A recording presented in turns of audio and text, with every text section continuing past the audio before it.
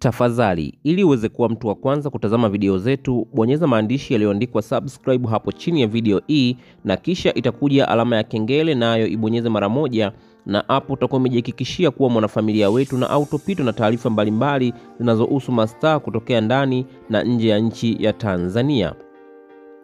Miongoni mwa penzi la Harmonize pamoja na Kajala, tunakumbuka lilivyovunjika lilikuwa na maneno mengi, ambapo watu wengi walidai kwamba huenda Kajala hatakuja kurudiana tena na Harmonize, na wengine wakasema kwamba Harmonize kutokana ni kwamba ni mtu kinganga atakuja tu kufanya vitimbwi ili aweze kuja kurudiana naye, na hatimaye tumeweza kushuhudia mara baada ya Harmonize kuweza kuachana na Kajala alikuwa na mahusiano tofauti, lakini hatukuweza kuona Kajala akiposti wala kuonyesha mahusiano yake ambayo alikuwa nayo. Sasa siku za hivi karibuni kumekuwa na gari aina ya Defender ambayo inatajwa kuwa na thamani ya shilingi milioni 300 ambayo ilikuwa na plate number ya jina la Kajala, ambapo tunafahamu kwa mara ya kwanza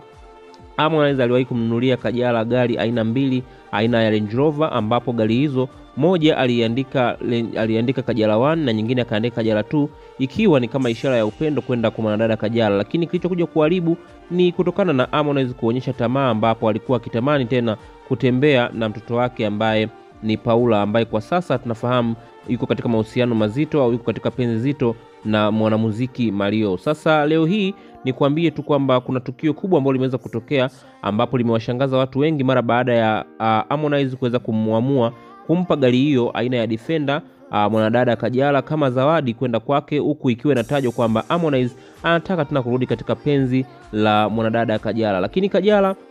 bila hiana ameamua kuipokea zawadi hiyo ya gari na kumshukuru sana Harmonize, huku akidai kwamba amekuwa ni mwanaume anayempa vitu vya thamani kubwa ukilinganisha na wanaume wake ambao amewahi kuwa nao katika mahusiano, ambapo amedai kwamba Harmonize ni kweli ana mapenzi ya dhati, lakini kuna vitu ambavyo amekuwa akitereza kama binadamu na anaamini siku moja atajirekebisha. Sasa kupitia kauli hii imeweza kutafsiriwa kwamba huenda Kajala akaweza kurudi kwa Harmonize siku za hivi karibuni mara baada ya kukubali zawadi ya gari aina ya Defender ambayo inatajwa kuwa na thamani ya shilingi milioni 300. Harmonize ameendelea kuonyesha ubabe na kuonyesha ukubwa wake wa kifedha, lakini pia ukubwa wake kama msanii kutokana na penzi zito ambalo amekuwa akilitamani liweze kurudi kwa mwanadada Kajala, kwani Kajala amekuwa kama ni mwanamke ambaye amekuwa na nyota yake, kwani walipokuwa pamoja alikuwa akizungumzwa sana, lakini mahusiano yake mara baada ya kuingia na wanawake wengine amekuwa azungumzwi, na hicho kitu kinaonekana kumfanya aamue tena kurudi kwa Kajala. Wewe kama shabiki